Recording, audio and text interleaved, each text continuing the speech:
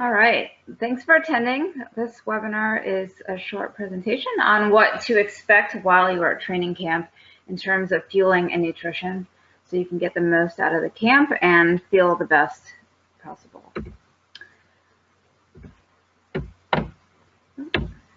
So just to introduce myself before we get started, my name is Namrita Kumar. I am a registered dietitian. I'm also a coach here at Velocious, as well as the head nutritionist.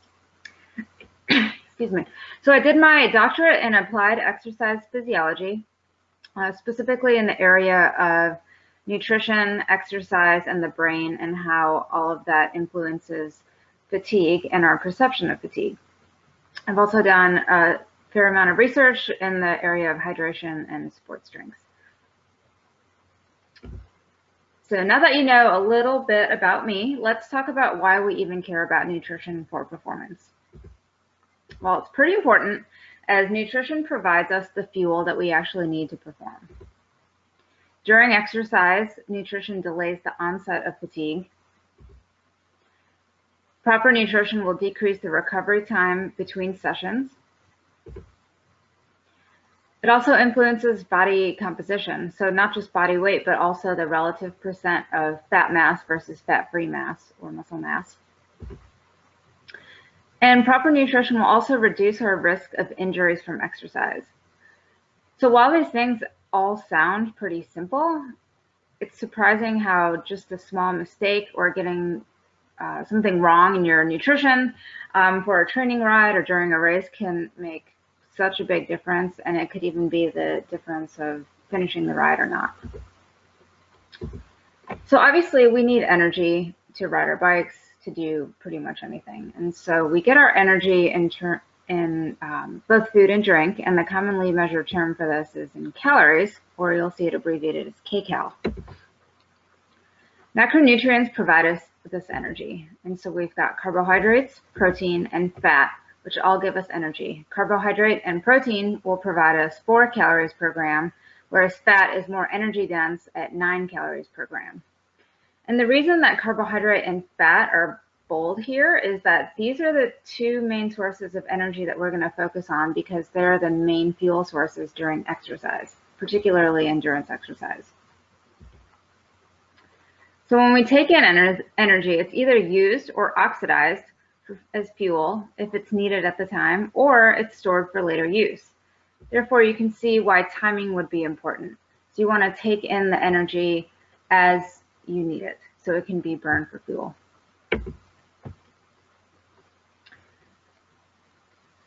When it's not immediately oxidized, carbohydrate and fat can both be stored.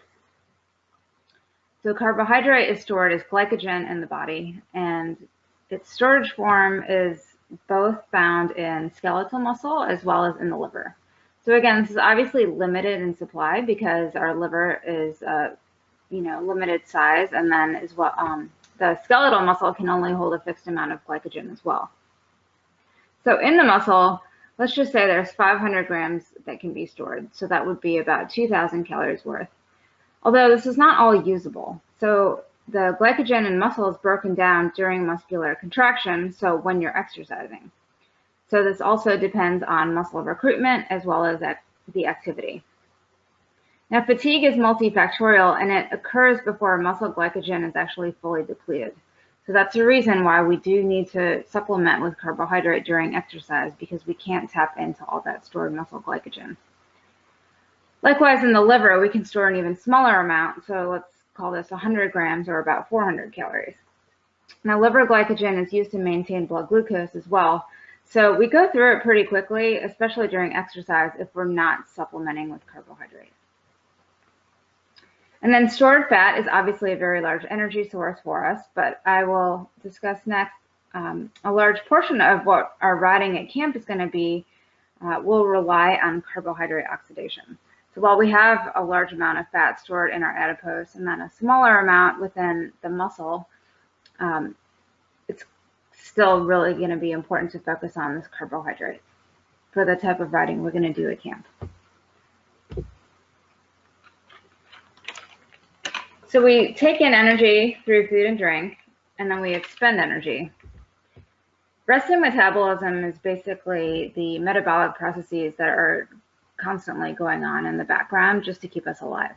So above and beyond resting metabolism, we also expend energy during physical activity. There's three main energy systems that you hear discussed commonly. The first one is the ATP phosphocreatine system, and this is fueling explosive short duration efforts, and really we're talking very short duration, like 5 to 8 seconds. Then we've got the anaerobic system, which functions in terms or in the absence of oxygen. Anaerobic metabolism uses carbohydrate. It's working when you are going at a moderate hard to hard intensity, and it lasts a little bit longer than the ATP PC system, but still only just a few minutes. And then finally, what we're going to focus on most is the aerobic system. So as the name implies, aerobic requires oxygen, but the fuel sources are both fat and carbohydrate. So aerobic metabolism is at work at both easy to moderate or hard intensity, so pretty much all the time. And it's really fueling endurance exercise, so anything that's lasting minutes to hours, you're really heavily relying on your aerobic system. And what I want to emphasize here is you see the fuel sources. Again, aerobic does burn some fat, but it also burns carbohydrate. And then you can see that anaerobic is also burning carbohydrate to produce ATP. So it's not like when we are riding, we switch from one system to another. It's not that straightforward. Kind of all of them are always going on in the background to fuel your exercise, particularly at camp. So yeah, that last point, the cycling that you're doing at training camp will use a combination of all these energy systems. So you want to make sure that you are properly fueling accordingly. So this slide illustrates what's called the crossover concept. What this means is that a certain percent of your VO2 max, which you see on the x-axis across the bottom, from 0 to 100% VO2 max, you will start utilizing more carbohydrate than fat to sustain the intensity.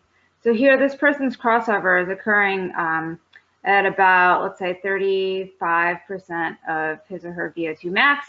You can see the fuel oxidation, or the percent of energy from fat versus carbohydrates, starts to rely more on carbohydrates as the intensity increases beyond this 35% of VO2 max. Whereas as the fat contribution is going to get lower as the intensity gets higher. But I really want to show here that both fat and carbohydrate are being oxidized again. Stored carbohydrate is limited in supply. So as the intensity gets higher or the duration gets longer, the ride gets faster, you're going to deplete through the carbohydrate faster because remember, it's so limited in supply. I'm going to make this point now, and hopefully I'll make it again, but camp is not the time to skimp on carbohydrate intake, because as you know, even if you're doing short bursts of intensity, they're going to be repeated throughout a training ride, and then you're going to be doing a lot of back-to-back training rides. And so you're going to deplete that carbohydrate quickly. It's, again, not the time to skimp on it. So another way of looking at fat versus carbohydrate oxidation during exercise, aerobic metabolism is predominant during long rides. But again, you can see here that as exercise time increases, that carbohydrate is still being oxidized. So it might be a slightly lower percentage of carbohydrate versus fat that's being used for energy as exercise time increases. But again, still burning carbohydrate as well as fat.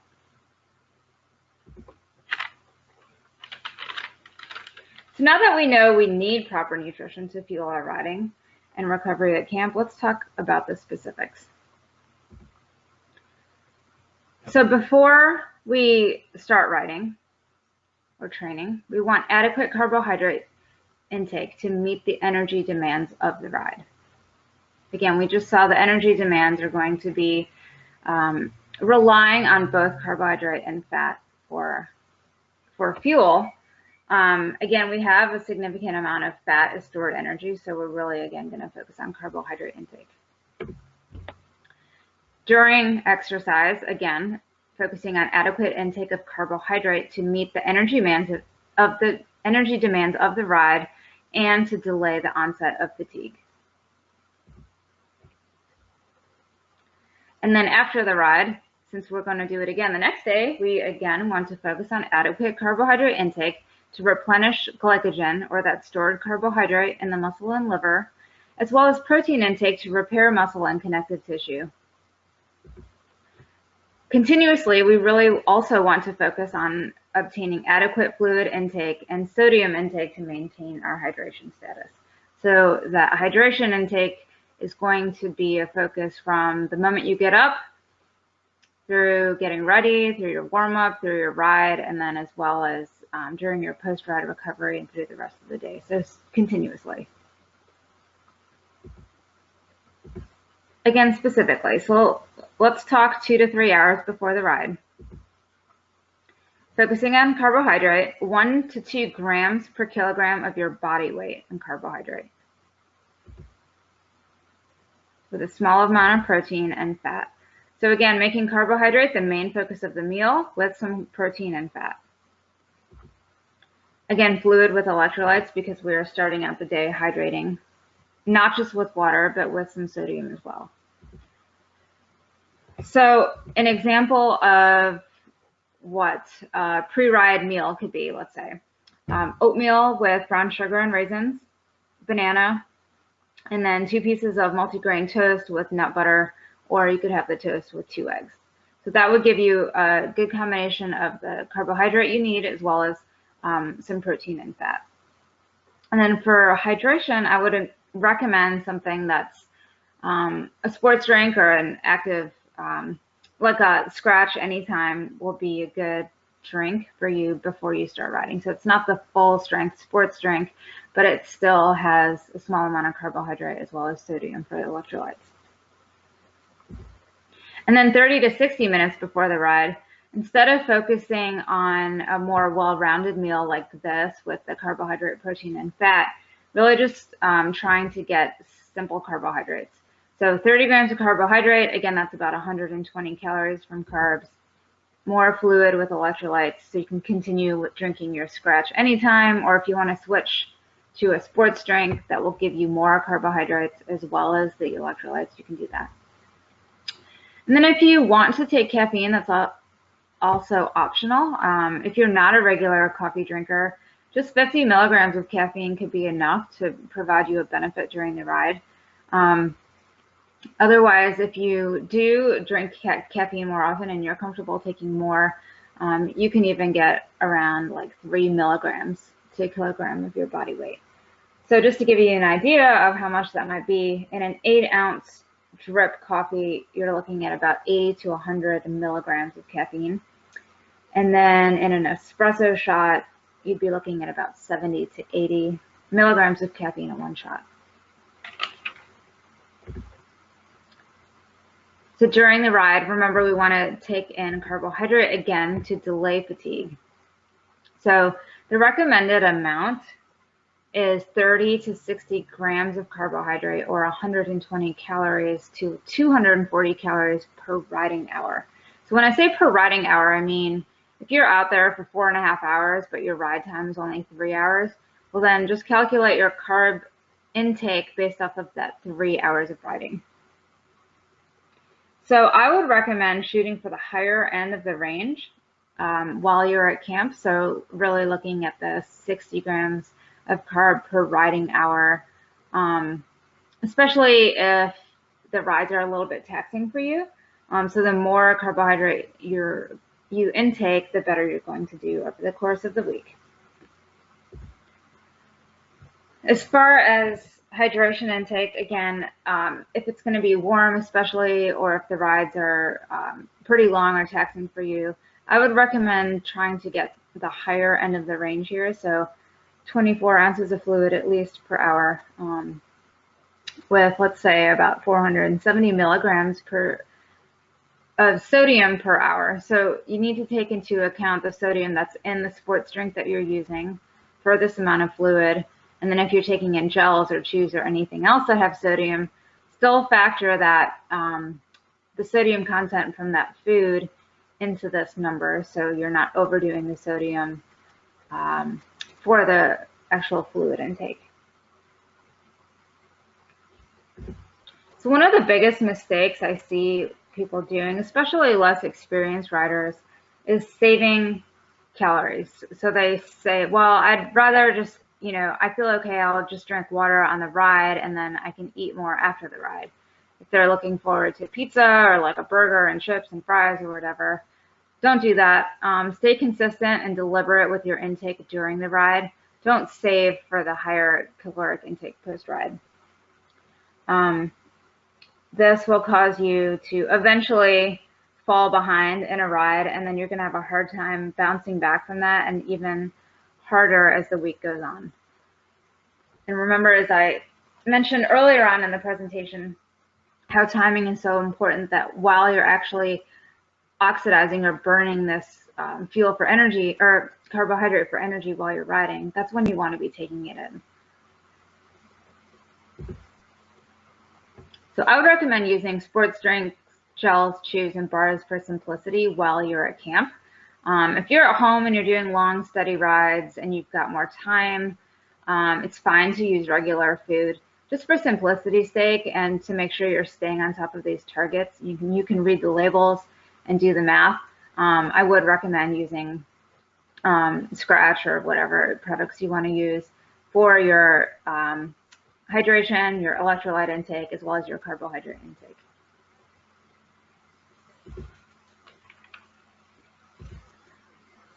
So again, we want to use nutrition to recover quickly between our riding sessions. So as soon as you can after the ride, so let's say within 30 minutes, make carbohydrate and fluid a priority. So 1 gram of carb per kilogram of your body weight in carbohydrate, with 20 to 24 ounces of fluid with electrolytes, at least. You can always drink more than that, especially if it was particularly hot or you felt like you lost more fluid. Now would be the time to rehydrate. Adding electrolytes to your drink, so not just drinking plain water, but adding salt will help with the rehydration. So an example of something you could have after a ride quickly would be just a standard sports nutrition specific recovery drink, or you could also have 12 ounces of chocolate milk with a banana, let's say, and that would get you the fluid as well as the carbohydrates. And then a small amount of protein is optional, which if you're having chocolate milk or a recovery drink, typically it's going to have, one of those drinks will have about 10 grams of protein, and that's fine.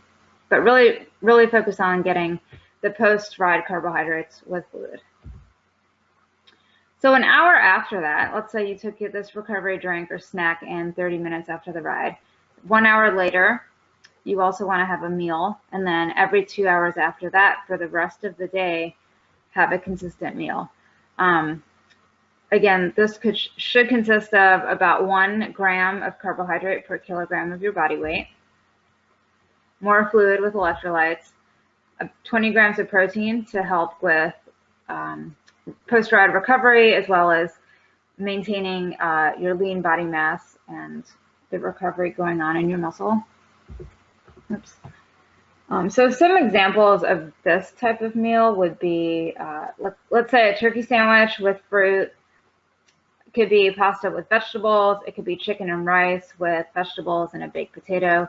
All of these will get you the carbohydrates, the protein, and then, make sure you're drinking that Scratch anytime to get the hydration, so the fluid with electrolytes, or if you want to drink plain water, that's fine too, or any other drink. If you're not drinking something with electrolytes, I would go ahead and add salt to your food to get that sodium.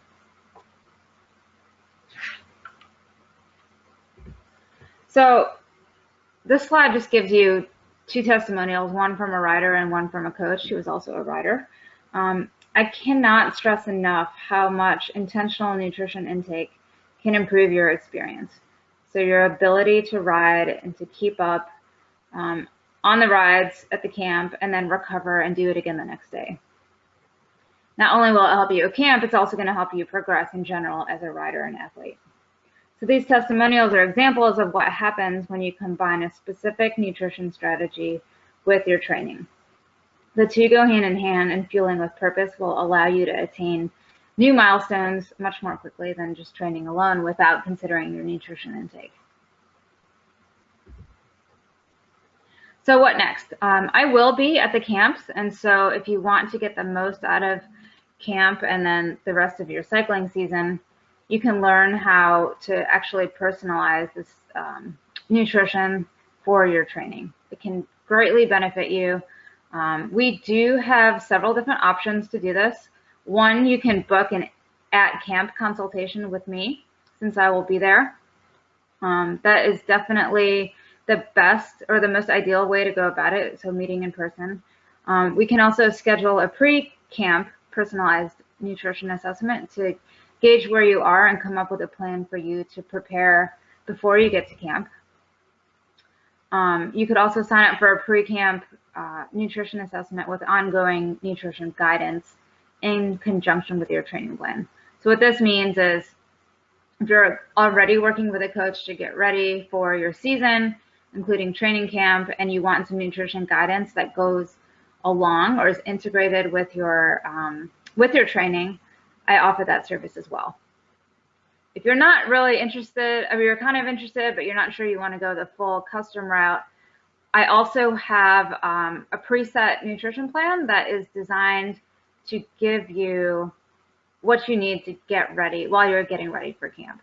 So it's not really an off-season plan, but it's specifically geared to that 6 to 8 weeks prior to camp to make sure that you're learning how to field properly on the bike as well as off the bike. So I know that's a lot of options, but you can see all of them and, you know, kind of compare what each of these things are on my coaching page on the Velocious Cycling Adventures website. Just click on nutrition coaching, and then you can find my name and navigate there.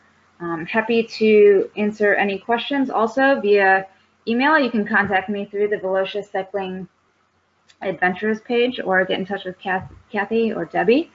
And I look forward to seeing all of you at camp, and good luck with your preparation.